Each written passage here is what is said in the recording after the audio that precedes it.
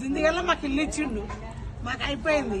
ఇప్పుడు ఇష్టంలో కూడా ఇవ్వాలే కదా. పింఛన్లు అన్నాడు, ఇప్పటిదాకా పింఛన్లు ఇది ఎవరు రేవంత్ రెడ్డి.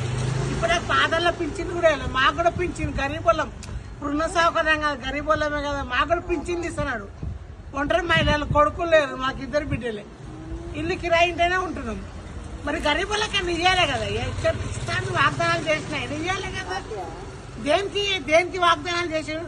420 ఉన్న వాగ్దానాలు ఎవరికి ఇస్తుండు? మామూలుగా పేపర్లు ఇచ్చి ఆడిచ్చిండు. రాగానే చేయాలి. ఒక బస్ ఫ్రీ, బస్సు రోజు పోతామా? ఎవరో తప్పది అనుకున్న హోటళ్ళు పోతారు, హాస్టల్లో వస్తారు. మనకి బస్తో ఏమో అవసరం? ఒక 30 రూపాయలు పెట్టుకొని బతకలేము మనం ఇళ్ళలో. బస్సులే లేకపోతే పోతాం వస్తాం. బస్సులే ఫ్రీ చేసి లాభం ఏమైంది?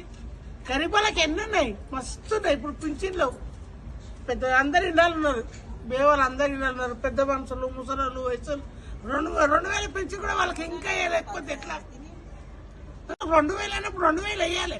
ఇప్పుడు 4000 ఇస్తాను, 4000 2000 అయ్యి ఒక పేరు ఉన్నది. ఒక పేరు వస్తుంది. కేటీఆర్ తన నీకు కూడా మంచి పేరు వస్తుంది. నువ్వు అన్ని వెనకకి పెట్టి మాట్లాడతావు. ఏం మాట్లాడుతున్నావు నువ్వు? నిన్ను ఎవరు ముఖ్యమంత్రిని చేసారు? నువ్వు ఎట్లా ముఖ్యమంత్రి అయినా? ఇప్పుడు మేమే కదా నిన్ను ముఖ్యమంత్రిని చేసింది. మేము ఎన్నుకుంటున్నాం ముఖ్యమంత్రి అయినా. ఎన్నుకోకపోతే ముఖ్యమంత్రి కాకపోతే ఇప్పుడు కరీంనగర్ గాలి ఓట్లు కరెక్ట్ చేసి కేసీఆర్ గెలవకుండా చేసారు. ఇప్పుడు వాళ్ళే చెప్తాను కొట్టుకుంటారు.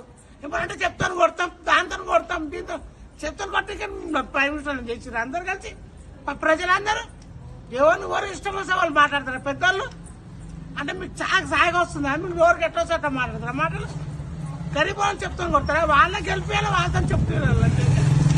చెప్తే పొందిన